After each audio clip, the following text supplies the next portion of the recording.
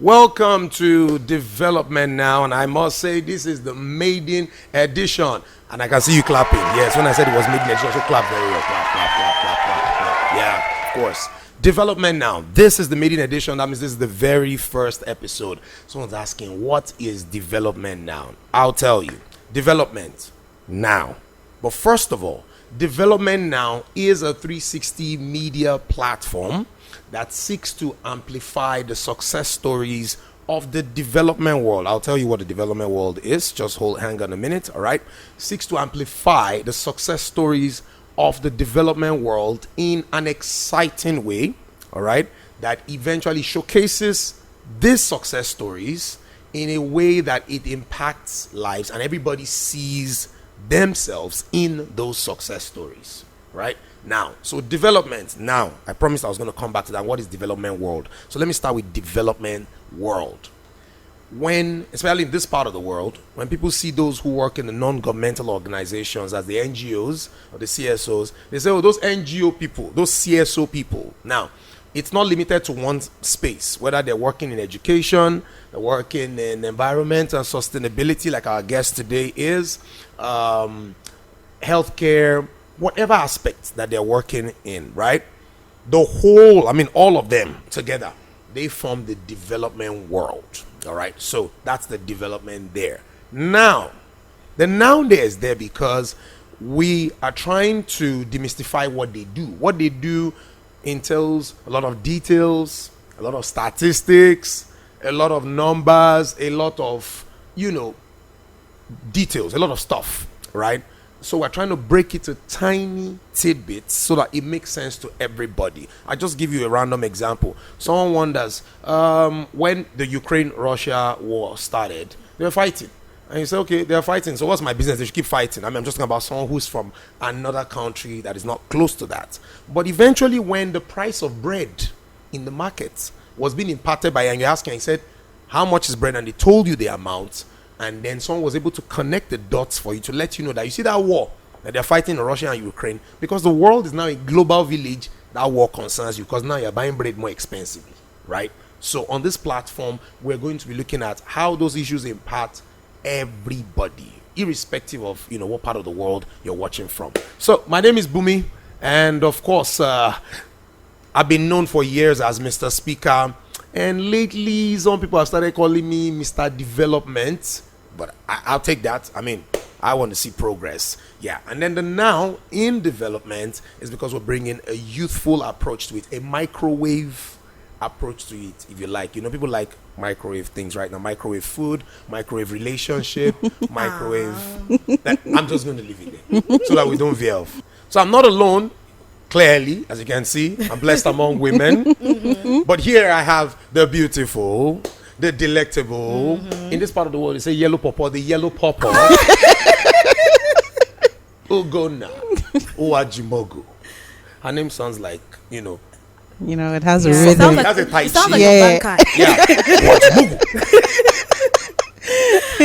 Thank you so much, Mr. Development Speaker. If you can put it that way. Yeah, that actually sounds better. Hi.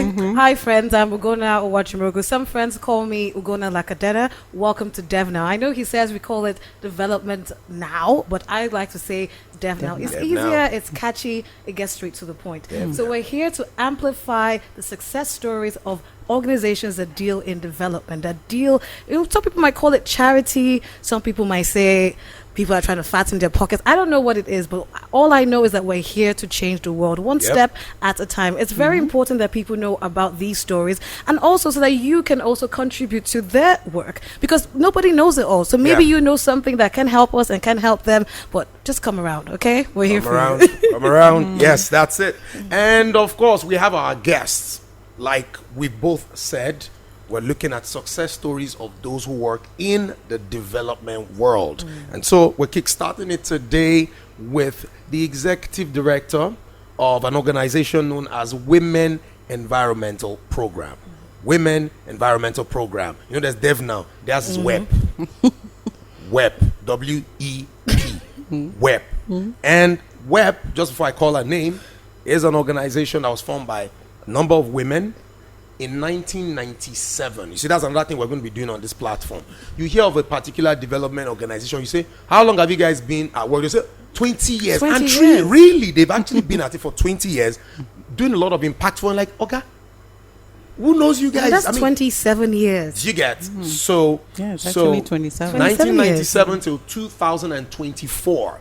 That's not a joke. Doing, around the same space, doing similar, different projects around the same area. That's a lot, and she's going to be telling us about that. So she's from WEP. She's the executive director, and she is the beautiful. Beautiful is not part of her name. But she is beautiful. She is gorgeous. Thank you. Anne Marie Abagu. That's such a beautiful name, by the way. Anne Marie you. Abagu. Like, you just sound like you're Kennedy or Rockefeller or something. Wow. I feel like royalty now. Yes, you are. Welcome to Devil. Thank you. Thank you so much. Okay, so I just gave a summary about WEP. I would want Anne to just tell us a bit more about WEP and what they do or what they've done. Let's start from there. Okay. Well, like you said, it's been 27 years now. We actually started in Kaduna. We started as a group of community women.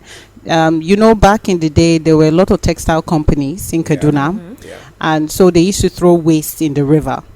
In the river? Yes. Okay. So, mind you, those community areas, obviously they use the water for cooking and all of that. So they were having a lot of health issues. So, so my boss started gathered these women. They marched to the government and okay, so we need to do something about the environmental pollution. And that was how the government, I think for the first time, women were standing up for their rights. So they got impressed, and they put a policy, or should I say a law, an environmental law in Kaduna, and then they offered us an office. Interesting. The government. Yes, the government. This was in 1997. 1997. Okay. So they you an office. Yes, I think that's in. That's how much attention you got. Yes. Yeah, they got it. They gave us an office. I keep forgetting the name of the stadium, but it's in Kaduna. That was how we now came up. We had a previous name, so we now had to come up with a more catchy name, which is where Women Environmental Program came about. As being part of what Bumi has described, rather what Mr. Developing Speaker has described as the microwave generation, I struggle to understand how anybody was able to get that much impact without social media. Because when we think about 1997, I don't think we had cell phones then. No. Without social media, how at that time? Because with social media, once you say something, two people from 10 people just pick in it two up. countries just pick it up, and before you know it, nobody wants Boom, to be it goes viral. Yeah, no one wants to Yeah. be ashamed. So everybody moves. So how was that for her? Well, one of the strategy was through newspaper. So my boss had a friend in one of the big newspapers. So we started little by little, putting it out there, like complaining about what was happening in those communities. And back then I was a little younger, so I used to write articles about how important it was for young girls my age and a little older to know the importance about the environment, to be educated on the harmful effects of pollution. So the man really utilized our struggle and put it out there, so it did catch the government. And shout out to that man. Yes. So now from 1997 till now, I know of course you won't be able to tell us about all of the programs and the impact, but I know it's just like food. If you're the type that is not allergic to anything, that means you eat almost everything, maybe in different small portions. But of course there are some foods that stand out for you than the others. Of course. For Ogona, there's plantain. Fried plantain will get her any day, don't worry. You're looking for Ogona, just fried plantain. Make sure it's very ripe. How do you know? You know that right part. I don't know how people don't like very ripe plantain. I digress, but it's so important. Ripe plantain that sticks closer than a brother, when you fry it. Is plantain even environmentally friendly? Of course it is. It is now. I How was can you? expecting to be on my side. But anyway, let's leave planting and let's come back to among the programs. Yeah. I'm sure there are some that are very dear to your heart. Those are the ones you probably remember the most because Yeah. you've done a lot. So let's hear about some of them and some of the success stories. Remember, a lot of people watching us don't even know what the development world stands for. Yeah. A lot of people believe, let me just tell you this one ahead. Maybe you've heard it, maybe you've not. Well, they believe that those in development those NGO people, what they do, they will just gather, sit down and talk. Then they will come out one long thing, they say it's a communique. After that, they will drink tea and they will collect fat salary. And they will go. Yeah. But of course, some of us know that that's not the case. And Yeah. so we really want the success stories to be out there. So we tell us about some of those programs. Yeah. And let's start from there. Okay, well, before that, I would say that we focus on 4 main strategic areas. Okay. We focus on the environment, we focus on climate change, Yeah. we focus on peace and security, Yeah. and we focus on governance. Climate change, your personal favorite. I know. Okay. So with climate change, how difficult has that been to sell, especially to Nigerians who see, for the average Nigerian, they're looking for water to drink, they're looking for food to eat. Yep. So it's like, it's almost compared to the Maslow's law of hierarchy, right? It's like, you want to tell me that the world is sinking and I haven't eaten. Why would I be interested? So how's the journey been trying to sell this or trying to work on this in Nigeria? Well, I will say that I think until last year, the last COP28, yes, that people started being gingered about climate change. That a lot of organizations are like pushing, like, oh, we want to go into climate change. But climate change has been around us for a very long time. Let me break it down for you. Yeah. So let's look at it now. What's happening with the weather? Do you think it's Harmattan? It's not I've been Harmattan. treating the cough for a She very thought it long was time. Harmattan. I was so sure it was Harvard. Let me bust her I bubble. just said maybe it was just Harmattan that went to Harvard. Oh, no. That's No. done a bit of press up, a few push-ups, and this Harmattan was gingered. No. So what's going on? It's not Harmattan. In fact, I don't know if you heard the news a couple of days ago. They warned us that the weather is going to get bad, so we need to start wearing face mask because it will be all over, like coronavirus all over again. So it's getting, mind you, as Abuja, we're right in the middle. So we have the Sahara Desert coming from that angle, and then there is flooding from the other side. And I think from the east they're having the landslides, landslides. yes, and all of that. And we are so oblivious to what is going on that we're still cutting down trees. So now is the human activity that is what is causing majority of the weather change. And with such a growing population in Nigeria. Exactly. I've had a conversation with someone once, and the person said, "Thank God, say Nigeria, know they get what's it called? disaster. Natural disasters." We get So what she said is, thank God Nigeria doesn't have Natural. So I'm like, is that true?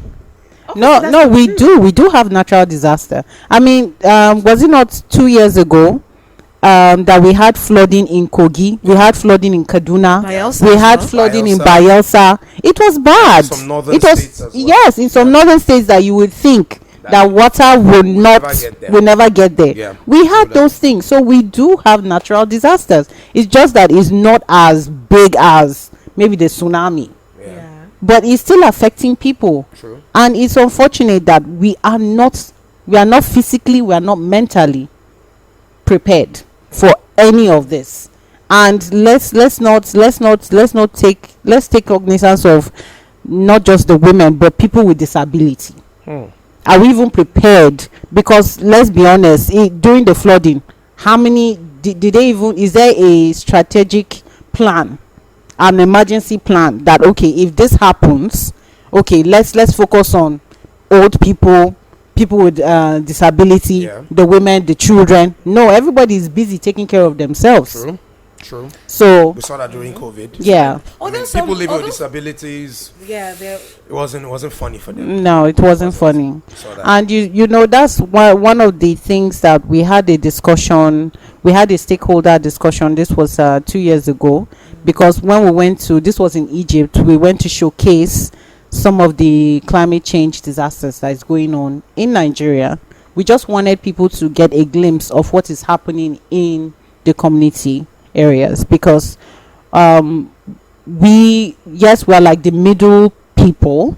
We go there to speak on their behalf, but we're actually tired of speaking on their behalf because we feel that people are not listening. They are not taking what we're saying seriously. So we're looking for avenues to bring people from the community to the main stage so that people can listen and know that this is serious business. It's not child's play. Do you believe that if some of these disasters happen in highbrow areas, it might be different? The response might be different. Obviously, government might actually listen, because it feels like if we're hearing communities. You know, we use the word communities in Nigeria. People already think it's an ungentrified area. We don't really care about that. So, to be honest, that's how it is. Even with the killings in Nigeria, once we hear it happened some village in Plateau or Borno, we don't care because it doesn't feel so close to us. Yeah. So do you think that if this happened in a place like Asokoro, Maitama, Ikoyi, Echo Atlantic, obviously, yeah, people would sit up. They will take it seriously. Let me give you a typical example. Look at the insecurity issues that we're having in Nigeria. It's been happening in a lot of states, hasn't it? But the minute the kidnapping and all those robberies started happening in Abuja, isn't that when the government started taking it seriously? So yes, they will take it seriously, but and if you notice that the influx of people coming from regions outside Abuja, the influx of people moving to Abuja because they feel Abuja is safer, because since the government is here, so they are safer here. But so what's going to happen to the old folks and the people with disability? You mean they're just going to leave their farms, their livelihood, and just come down? Life is expensive here, so no. I mean, one of the major projects that we're working on, we've been working on it for the past 5-6 years, is on organic farming. Using organic fertilizers and pesticides. I know we projected that project in Kids FM. Gona Kore. We were trying. On radio. We're trying to sensitize people on the need to to use organic means to grow their crops. And we're not just talking to farmers. We're also talking to everybody. Because I know maybe one day you just wake up and say you want to have a garden at the back of your house.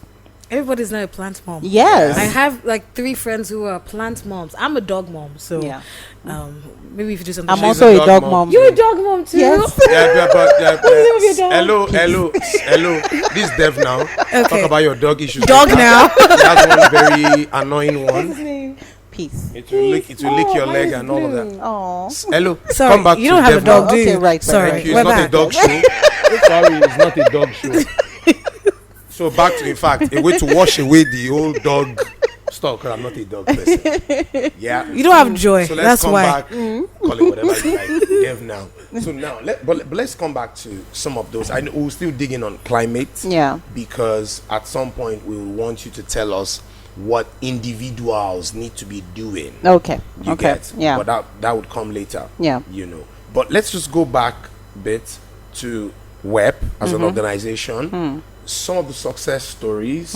While you're telling us about, maybe I should take it one. No, let me just reel it out. Okay. Tell us about some of the success stories. You may also want to throw in, some people believe that when I say you guys now, I mean those in the development workers. Yeah. That when you set up a project, you design a program, and you're executing, somebody believes that you guys always get it right in terms of strategy. Oh no. Good. Yeah, from the look on your face, I expected that. Trial and So error. you're going to tell us about some of the success stories. Let's start from the good parts. Okay. Then you tell us about some strategies you might have your organization deployed, for certain programs that didn't go so well. Okay. And how you were able to mitigate that. People need to really know how these things come about. Okay. Well, I think a success story that I can give is so there's this program that we do every year. It's a mentorship program. We try to mentor not just young people, I think even older people who are interested in the development sector. So we mentor them for a full year. Wow. We just tell you, we go through the basics, project implementation, how to write a proposal, basically everything and anything that has to do with development work. Nice. Then after a year, we give you a certificate. So if you want to use that certificate to get a job in the development sector, yes, we'll refer you because technically you did volunteer with us. Yeah. Yes, so it's just on the sideline, because I happen to know our boss, and our boss is thorough. Our boss is a woman, by the way, fantastic woman. Shout out to you, ma'am. Yeah. But she's thorough. Do people drop out?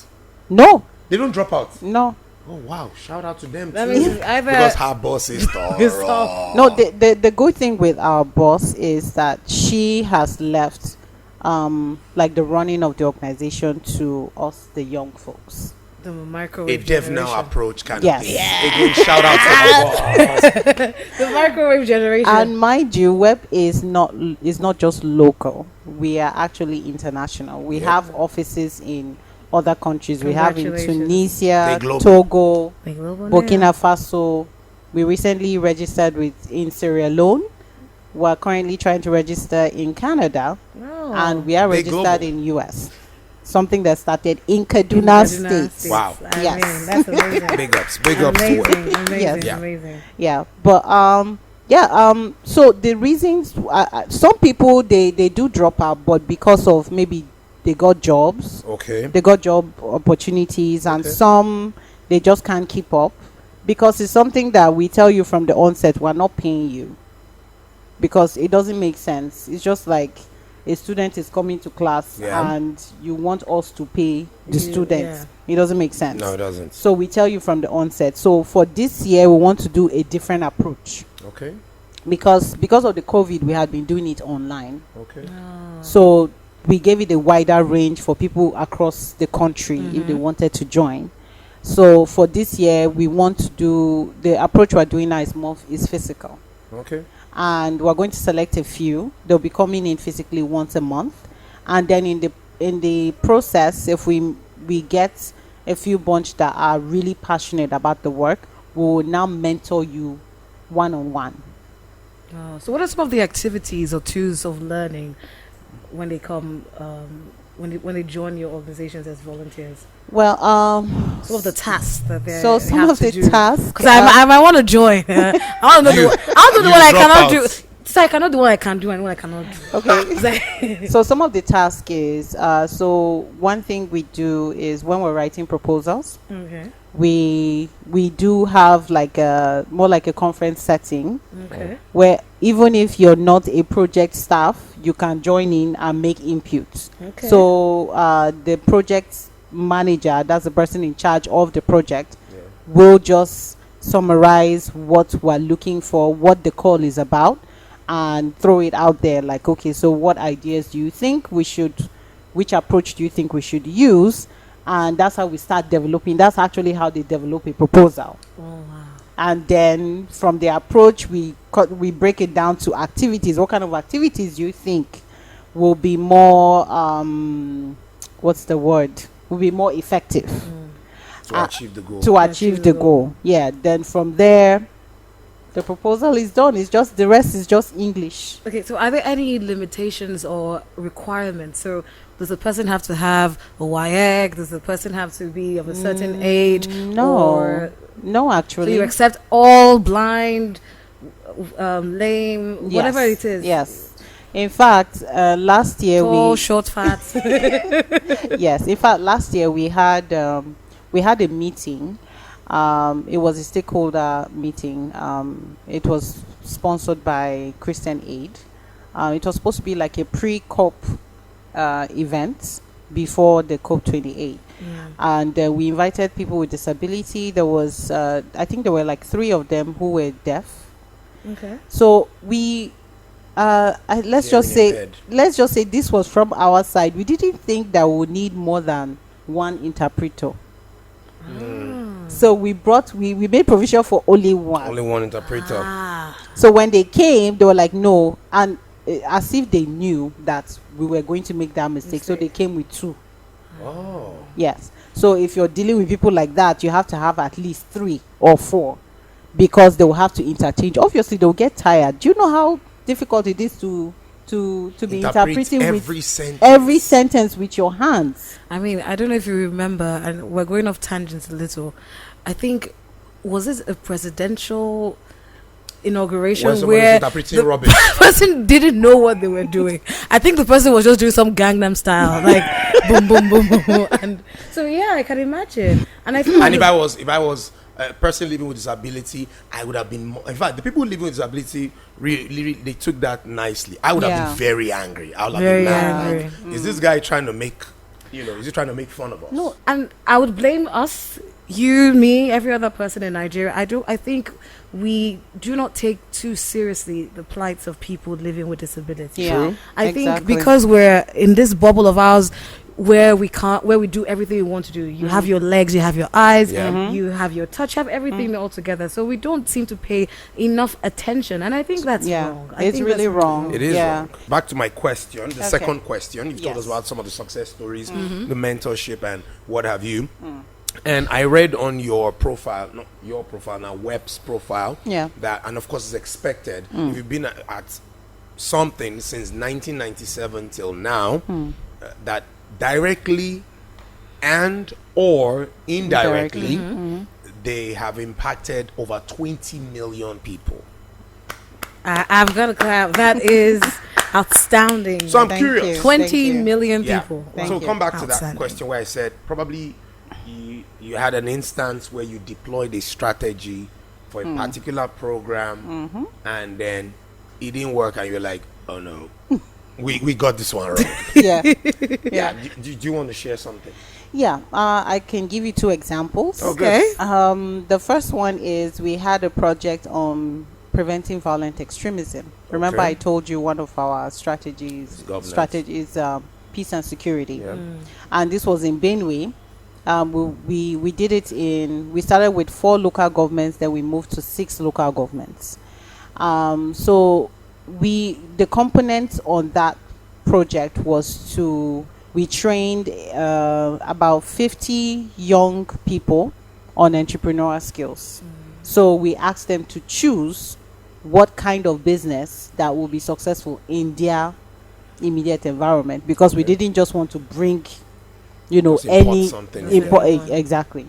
So the first mistake we made was, obviously, we gave them money. Auntie, me.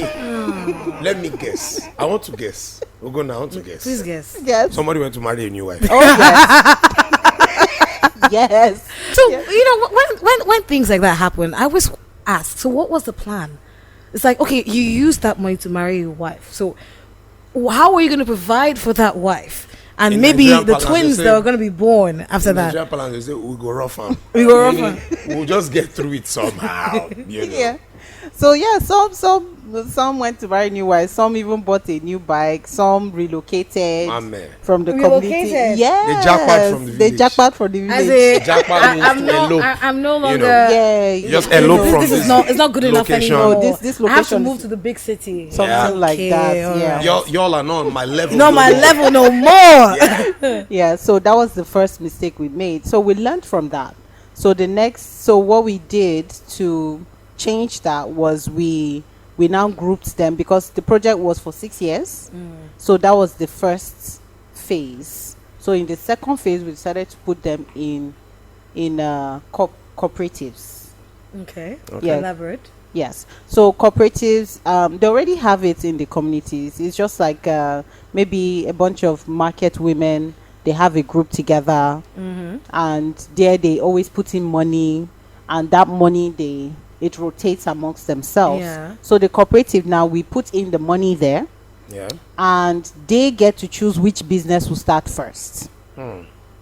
So once a group of them that did a training, let's say for example in tailoring, Okay. and so those that did training in tailoring would now take money from that bank, start the business, and once the success is growing, the money that they borrowed with interest, they'll put it back in the bank, and then people that maybe learned rice milling Yeah. will now also take from that money and start their own business.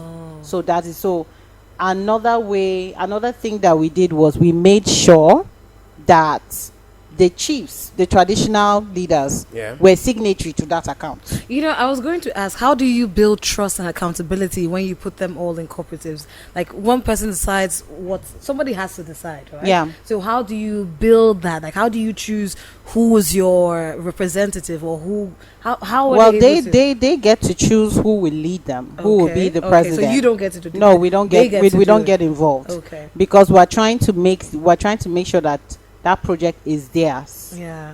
A sense of belonging, so that we don't say okay, because any small thing they will run to us, and we don't want that. Yeah, because you guys will play the part of a principal at Yeah. school. Exactly.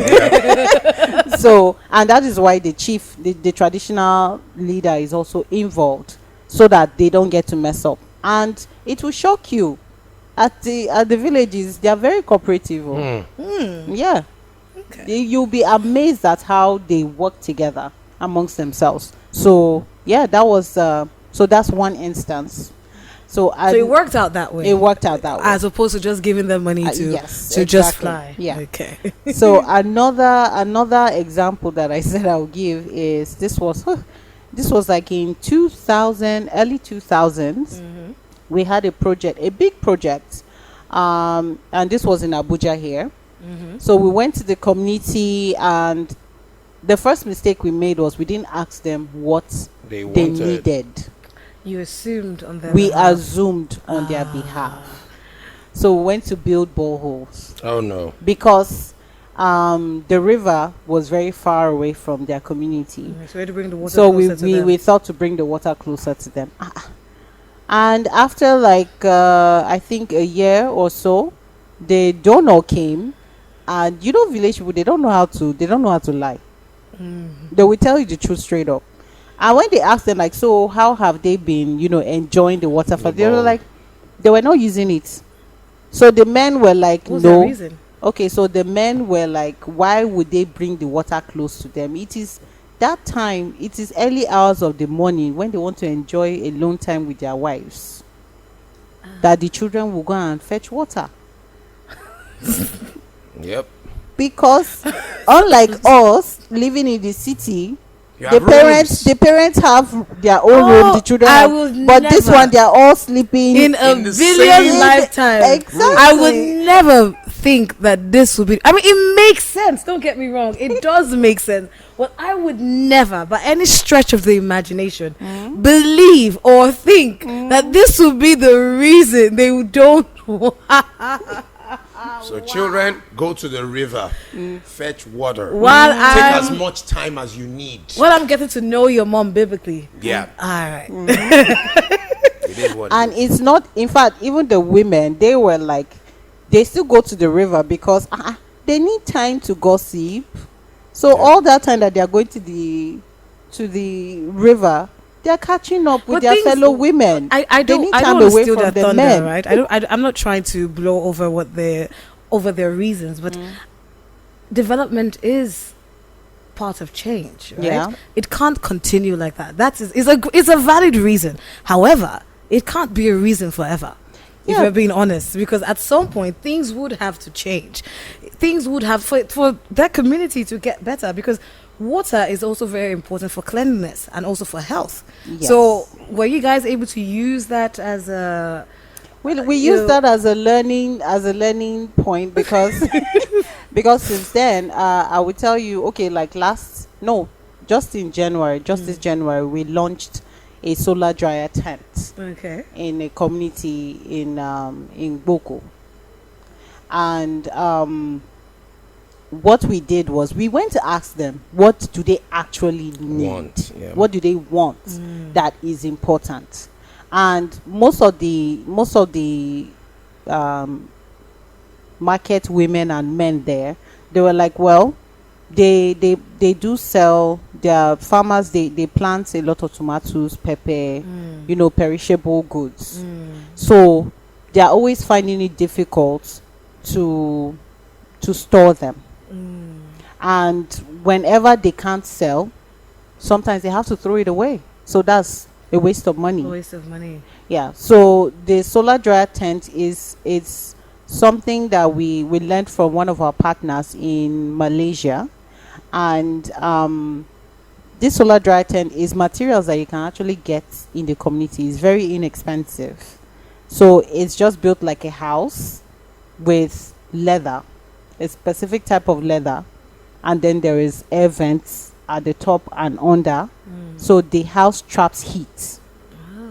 So then you have panels for drying things in the house, so you can put your tomatoes there, your pepper, okra, all those, anything you want to dry at all.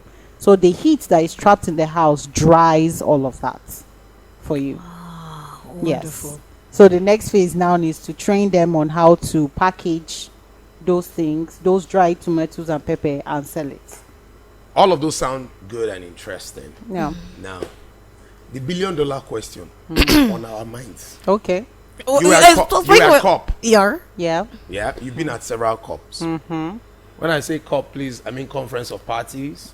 The recent was COP 28, right? Yes. Yeah, that was 28. Yeah. I was in Dubai. Yeah, and that was in Dubai. With all of these gatherings, COP and several others, I don't want to start listing them. You know them. Yeah. Do you think that the world is serious about mitigating climate change? Because I saw some of the I don't know whether I should use the word laudable or ambitious declarations, so to say, at the end of COP. I know about 31 countries pledged towards a Green Climate Fund. Yeah. How much? About $12.8 billion. Thereabout. She will tell us whether they finished gathering the money or they're still gathering it. Well, as far as she knows. They don't hit accounts. There's that part. There is also the part. Now, this is the deep part, and that's why the question is quite lengthy. There's also the part of saying they want to do it with fossil fuels, phase it out gradually by 2050. Now, this is 2024. It's not that far. When they started WEP in 1997, they thought 2024 is far. You used to think that 2024 will be the age of the Jetsons. Yeah. But, well, we're not in Jetson age yet. We're still driving cars. Okay. So let me ask you a question. I'm not the development Wait. worker. No, I'm not. I'm just interviewing the development worker. Okay, fine. First things first. Where did the Conference of Parties 28? Where did they hold? The place that Ogona wants to go Dubai. What is Dubai known for? Tourism. Is that all? And oil. So where do you think the next Conference of Parties is going to hold? Azerbaijan. And what is Azerbaijan known for? Oil again. There you go. So how are we going to phase out fossil fuel? Oh, we're still digging in. When we're still digging in. Yes. Basically. Yes. So we're still going to use the oil money to sponsor COP. Then we'll start phasing it out gradually. even Nigeria, let's be honest. Exactly. Do you think they would come here? To be How honest, long do you think Nigeria is going to take to phase out?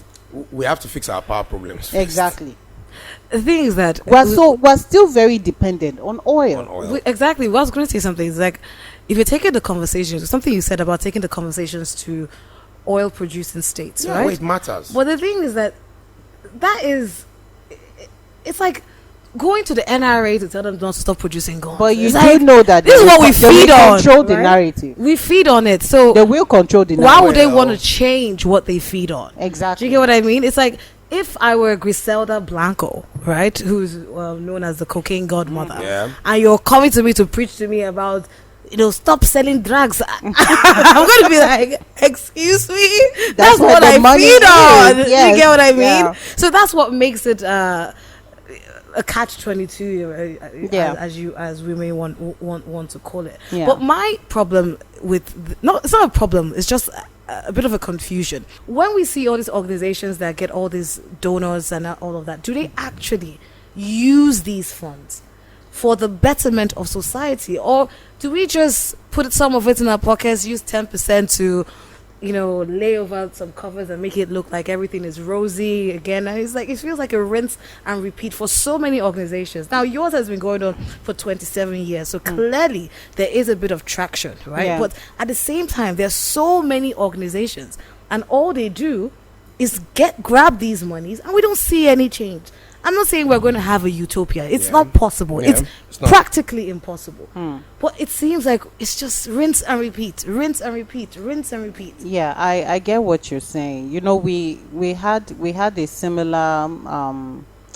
similar should I say think tank when we were discussing, especially when we're doing our project on preventing violent extremism, and this was in Benue. We noticed that there were so many other organizations doing the same thing. Yeah. So we decided to have a meeting with most of the organizations that were, and we were like, okay, how about let's do it this way? Why don't we identify areas that, let's say, we haven't covered, you covered, and how do you think that we can, make input into that, instead of, using the same funding to do the same activity over and over in the same local government over and over again.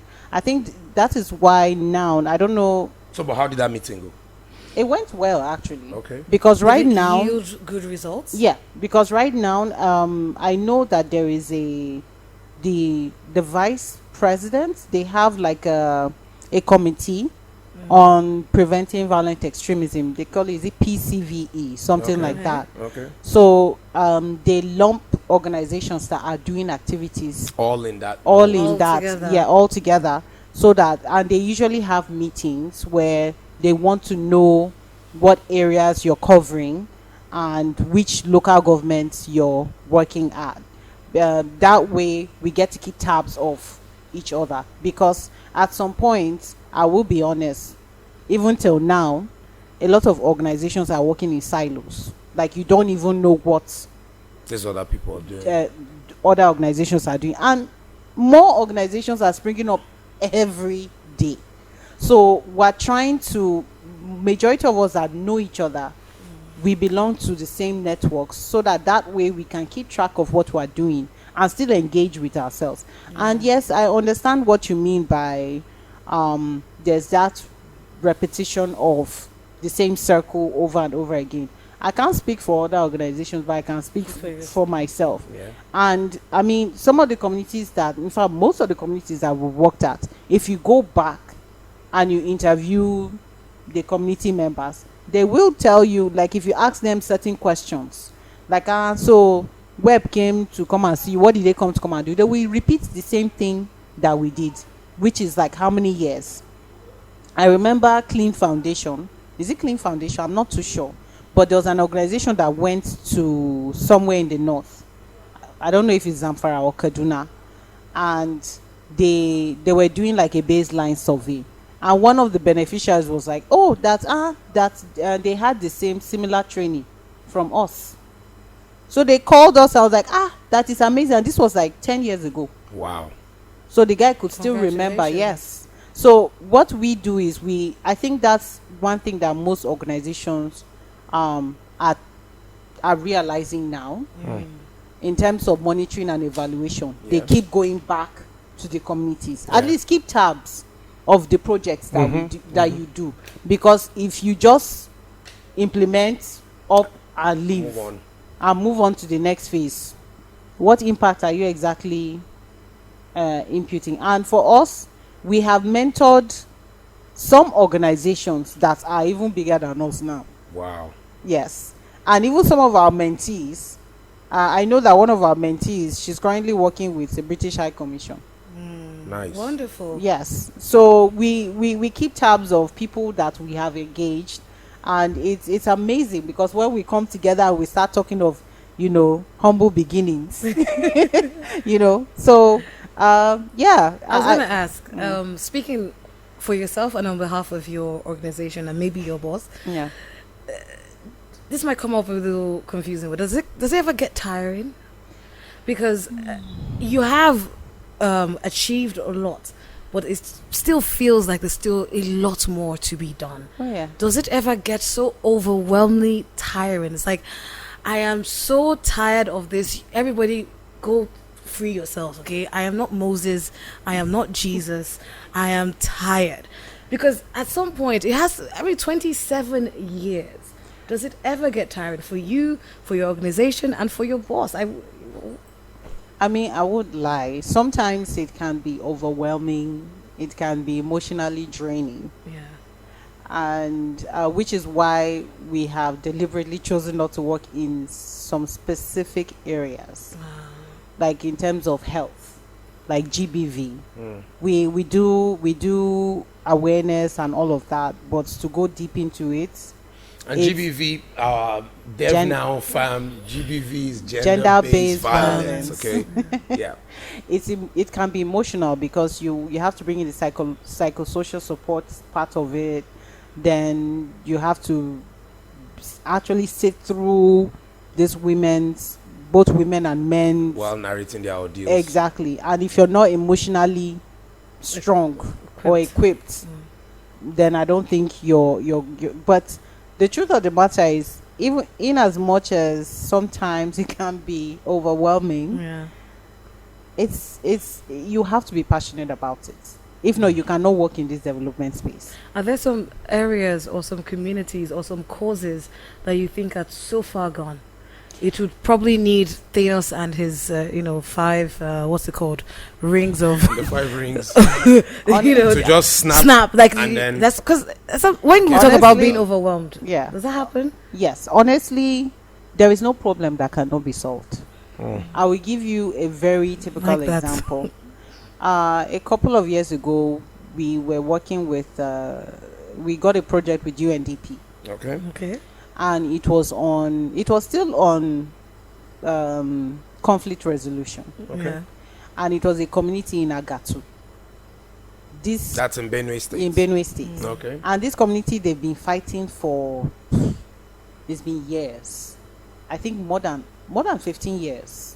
They've been fighting for land issues.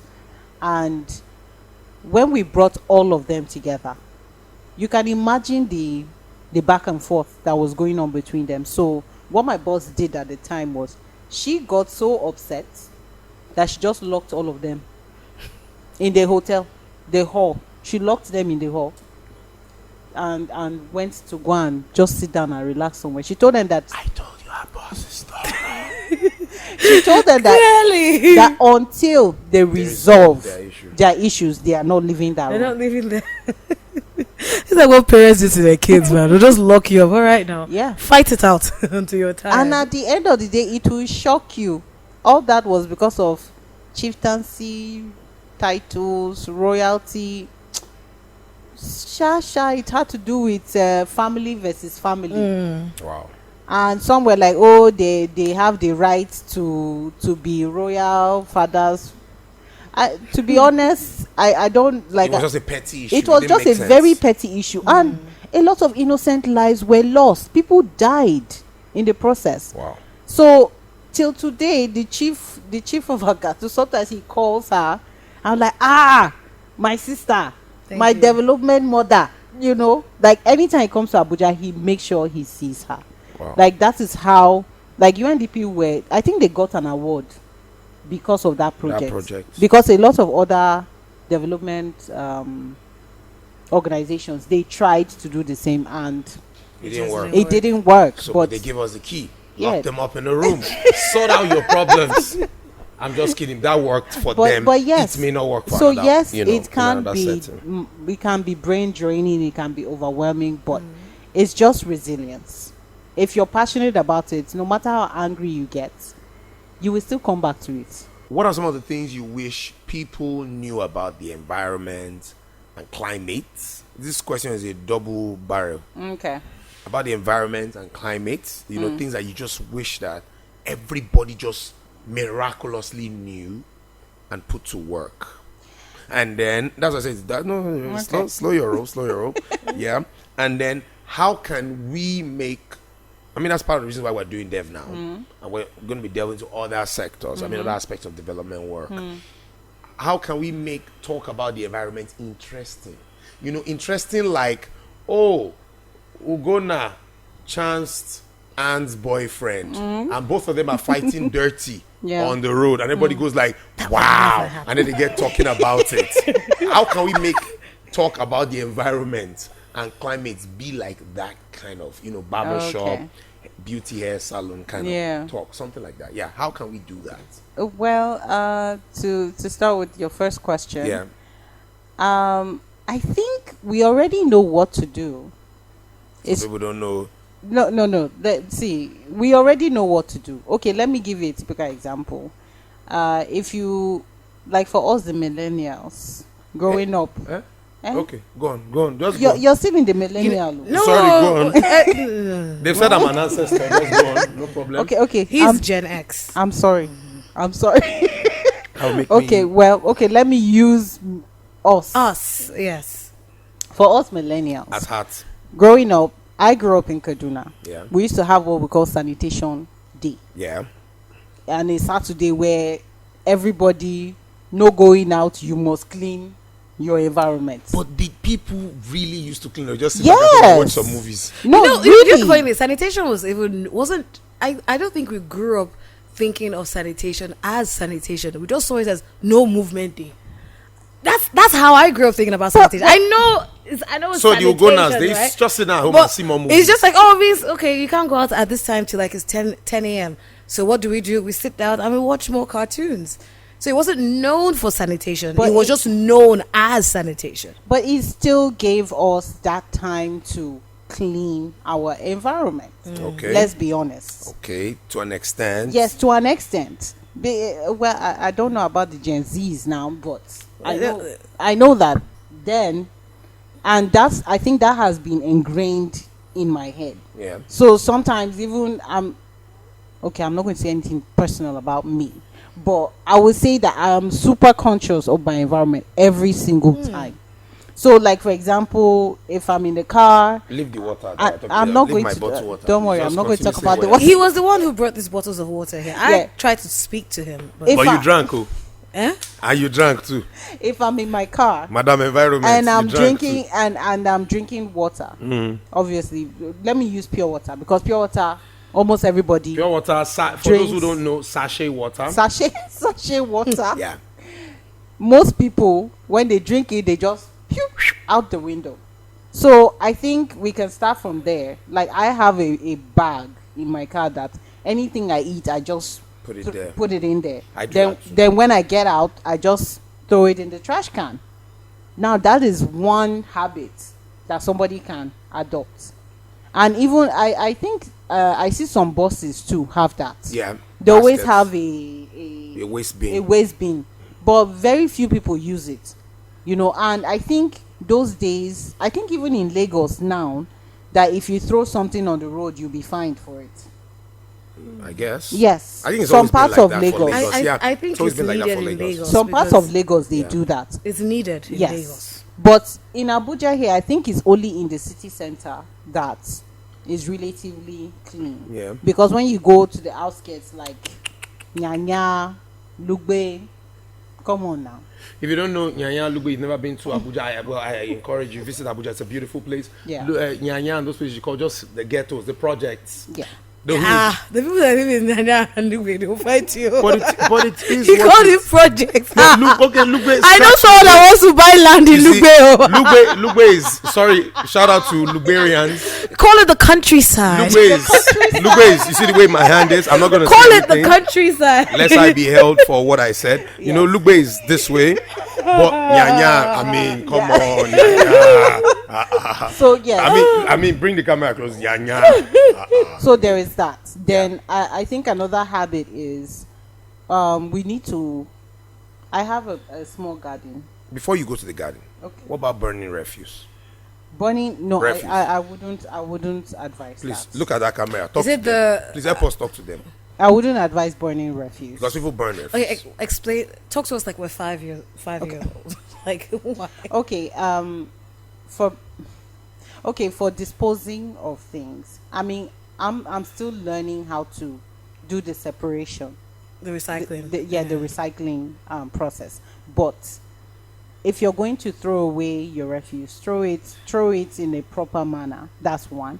And I think most estates and even houses, they pay for the trucks Yeah. To come collect refuse. So I don't know why anybody will be burning their refuse, because you do know the kind of gases. Well, isn't gases that that comes limited to certain areas? Is it No. the same as in Maitama, for example, as it would be in Nyanya? I it think will shock you, but there are some places in Maitama that is not that tush. Okay, maybe I'm using Maitama too much. Central area. Let's use central area. I also feel like some of these measures that we take for climate, to fight against climate change are easier accessed when you live in a gentrified area. No. City center. I feel like in places like the countryside, Nyanya and Lugbe, sometimes what's the word or what are the words? It's like the purchasing power plays a part in it. It's Okay. like, So let me come in here. Like, there was a research we did on recycling. So we identified all those babambolas. That's what they call them.